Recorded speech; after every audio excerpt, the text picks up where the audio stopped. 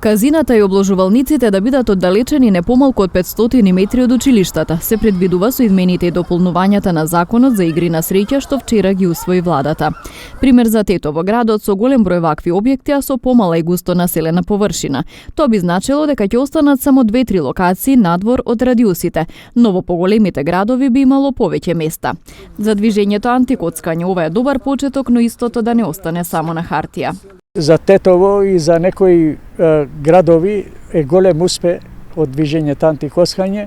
Значи ќе се расчистат сите овие валкани игри, што не се игри на среќа, тука овие се игри на несреќа, али државата и цел свет ги вика игри на среќа.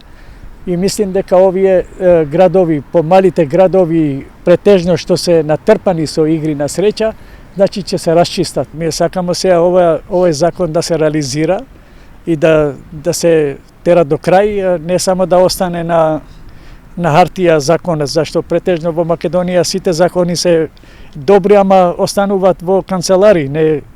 Ќе тераме до крај да се спреведе овој закон до крај и ова младина да се спаси од овие игри на среќа.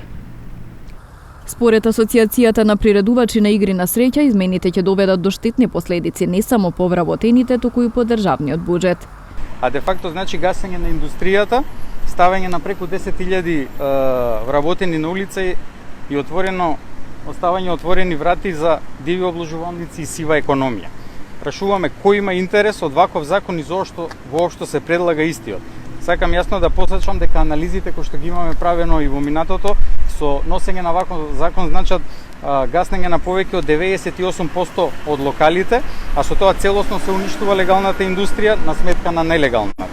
Понатаму прашуваме дали е вистина дека овој закон како побрзо би се донел и без дебата ќе биде протуркан со европско знаменце или по кратка поставка. Владата е должна одма да одговори бидејќи тоа е незаконски и не издржано според правилата за носење на закони со европско знаменце. Со законските измени се предвидува изголемување на надоместоците и построги процедури за издавање лиценци за игри на среќа.